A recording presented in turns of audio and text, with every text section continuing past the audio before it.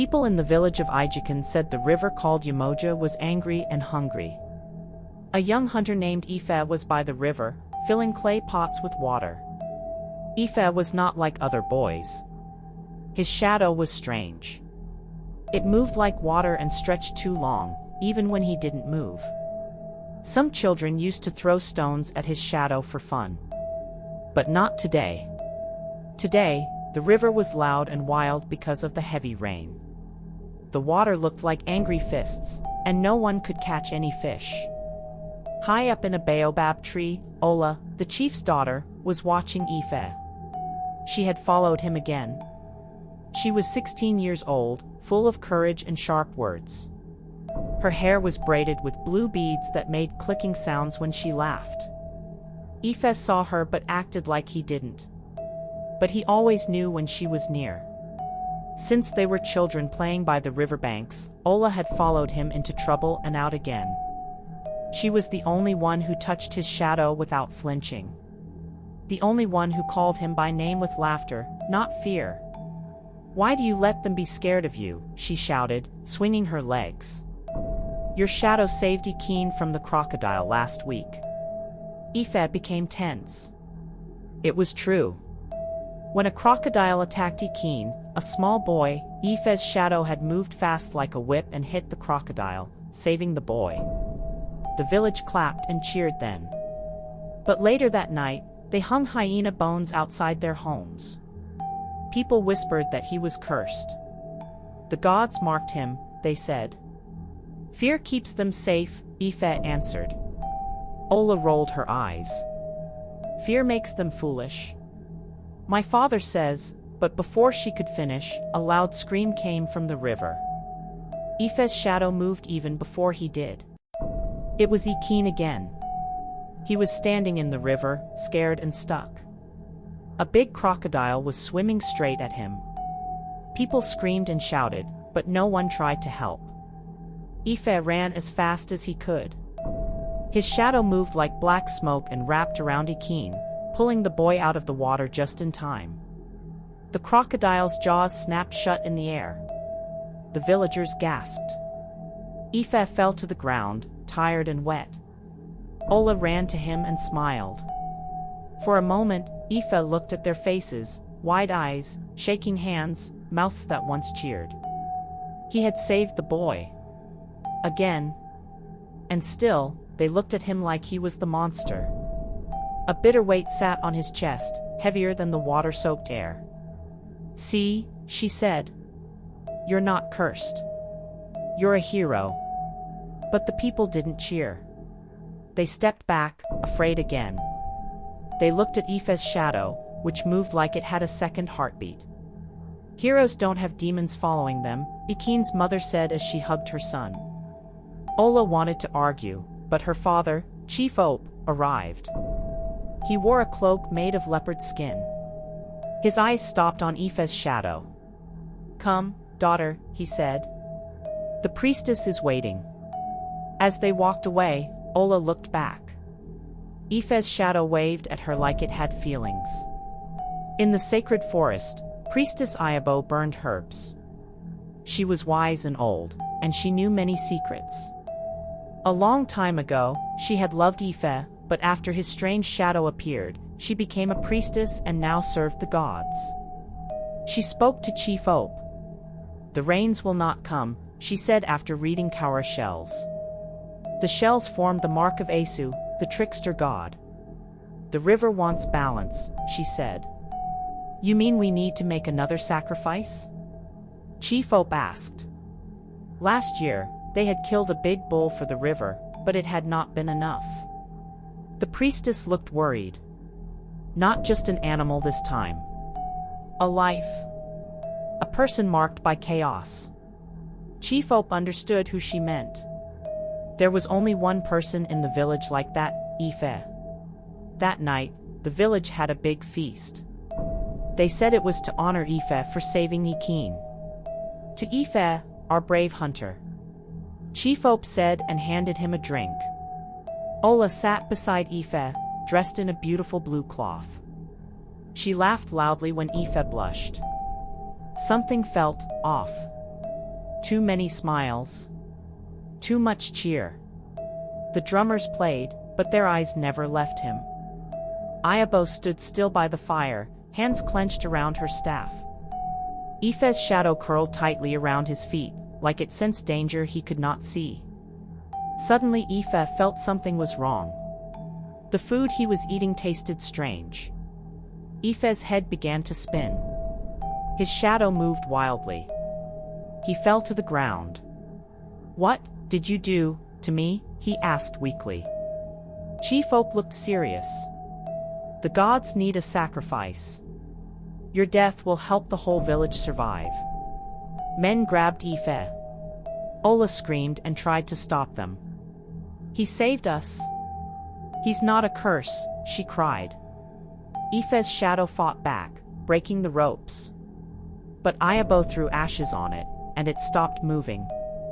It began to cry black tears. They dragged Ife to the river.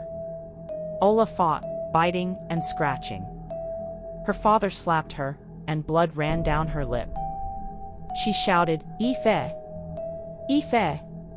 The last thing Ife saw was Ola crying in the rain. Her blue beads broke and fell to the ground as guards held her. Then water filled Ife's lungs. But Ife didn't die. The gods Asu and Ogun took his soul and changed it. They mixed his pain with the hunger of a hyena. When Ife opened his eyes again, he had a hyena's jaw on his back. He had become a Kishi. The gods had twisted his soul into something forgotten by most, a Kishi. A demon of two faces, man in front, hyena behind. It smiled to lure its prey, then devoured them when they turned their backs. Back at the river, Chief Ope hugged his crying daughter. "It is over," he said. But then, a strange laugh came from behind. Tund, Ope's oldest son, was standing in the river. He smiled, showing too many teeth. "Father," he said in a deep voice. Then the Kishi attacked. Tund screamed as the hyena jaws bit him and pulled him into the river. Chief Ope fell to the ground, holding his son's sandal. Ola stood still, staring at the river. Under the water, Ife's shadow moved. It was still alive.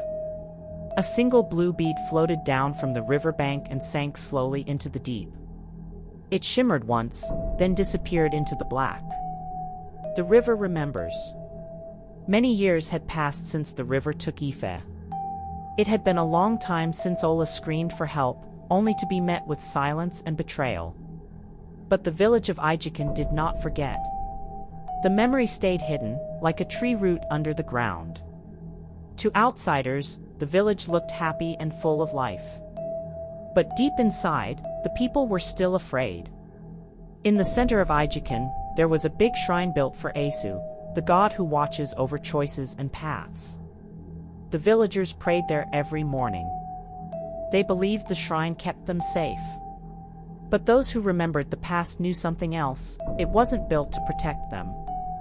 It was built to keep something dangerous inside. Ola was now 25 years old. She stood on the balcony of the leader's hall, staring at the morning sun. Sometimes, she wondered if the sun rose to mock her. Everyone saw a queen in waiting. But in quiet moments like this, all she felt was a daughter who still heard her brother scream. What if she failed? What if she became what her mother feared, or worse, what her father had been? Her eyes were no longer playful. She looked strong, like someone getting ready to wear a crown. In just a few days, she would become queen. The whole village looked to her now. But the elders said, a queen must not rule alone. One of them, Elder Bako, told her, without a king, your rule is weak. Ola smiled politely, just like her teacher Ayabo had taught her. But inside, she was angry. She didn't want a husband.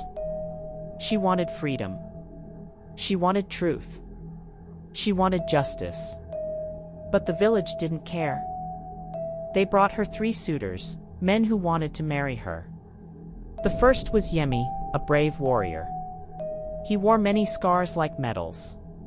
He came with guards and brought stories of battles he had won. The elders liked him. Yemi is strong, they said. Yemi will protect us. He bowed before Ola. I will guard your rule with my life. You shouldn't have to carry the weight of this place alone. I'll be your wall. Ola thanked him.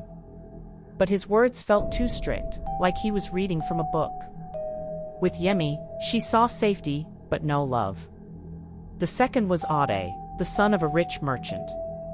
He came with golden clothes, sweet perfumes, and gifts from far away. He whispered to her at dinner, "A crown this bright doesn't belong in a place this small. With me, you'll know what power really feels like." His words were sweet, but Ola saw greed in his eyes. He didn't love her. He loved power. The kind only a queen could give. The elders liked him too. He will bring wealth, they said. Trade and respect. Ola looked at Ade and saw the same hunger for power that led her father to make dangerous choices, the same hunger that got Ife killed. The third man came without warning. No guards. No gold. Just a plain wrapper and a walking stick. His voice was soft and calm. He said his name was Ife. Ola froze. Her heart skipped. That name, it couldn't be. But no one else reacted. No one remembered. His face was different. Older. But when he gave her a small stone, smooth, gray-blue, her breath caught. It looked just like one she had as a child. The one that disappeared the night Ife died. She looked him in the eye. "Where did you get this?" He smiled. "From the place where stories end and begin again." Ayabo watched from the shadows. Something strange flickered behind the man when he bowed. The air felt different. Soon, strange things began happening. Footprints from a hyena showed up in the shrine. Deep, sharp, fresh. But no one saw or heard anything. Then animals started dying. Their bodies lay in perfect circles. No blood. No fight. Just silence. On the third day, a boy named Cole was found kneeling in front of the shrine. His lips shook. "It talked to me," he said. "It's hungry." It had a face, but it kept changing, Cole whispered. But the eyes, they were always the same. He had bite marks on his arms, too big for dogs, too neat for wild animals. The elders said it was just a dream. But Ayabo held her staff tightly. "The Kishi is near," she whispered. "He wears the face of love," she whispered, but behind it, teeth. In secret, Ayabo called Ola to the sacred grove. Smoke rose from a bowl. Kaura shells fell on red cloth. Each toss showed the sign of Asu. "He feeds on lies," Ayabo warned. "And you are surrounded by them." Ola's heart beat faster. "Do you think the Kishi is one of the suitors?" Ayabo said nothing. She looked toward the stranger who now sat by the well every night, singing old songs only Ife used to know. Each suitor tried to impress Ola. Yemi fought 3 warriors and won with one powerful move. The people cheered. Ade threw a big feast. Everyone sang his name. Ife gave her silence. He asked about her dreams. Her mother.